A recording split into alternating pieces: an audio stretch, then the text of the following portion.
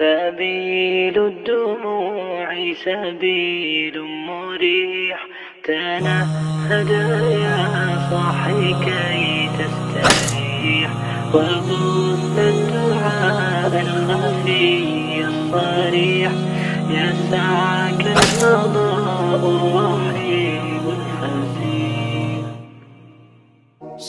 شیخ یہ فرمائیے کہ یہ جو عقیدہ ہے کیا ہر انسان کے لیے اس کا ہونا یعنی عقیدے کا رکھنا لازم ہے؟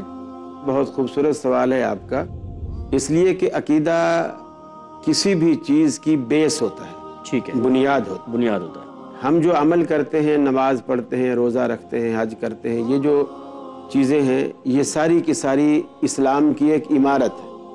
اور یہ عمارت جب بھی بنائی جاتی ہے تو وہ کسی بیس اور کسی بنیاد پر کھڑی ہوگی، اور بنیاد اگر کچی ہوگی تو وہ عمارت دھڑام سے نیچے آ جائے گی، وہ اپنی جگہ ٹھہر نہیں سکے گی. تو عقیدہ اس لیے ضروری ہے کہ چونکہ اسلام کی باقی عمارت نے اس کے اوپر کھڑا ہونا ہے تو اس اعتبار سے اس کو پختہ بھی ہونا چاہیے، مضبوط بھی ہونا چاہیے، اور بنیاد ہونی بھی چاہیے جی، ورنہ تو وہ ساری عمارت بے بنیاد کہلائے گی.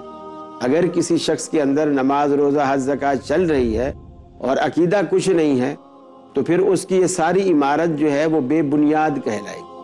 اور بے بنیاد عمارت پہ سوائے اس کے کہ ہمارا وقت ضائع ہوا، محنت ضائع ہوئی، خرچہ ہوا، اس کے سوا اس کا کوئی فائدہ نہیں ہے. عقیدہ اس لیے ضروری ہے کہ چونکہ باقی عمل کی عمارت نے سارا اس کے اوپر کھڑا ہونا ہے تو اس لیے بیس کا ہونا بھی ضروری ہے اور اس کا مضبوط اور پختہ ہونا بھی ضروری ہے.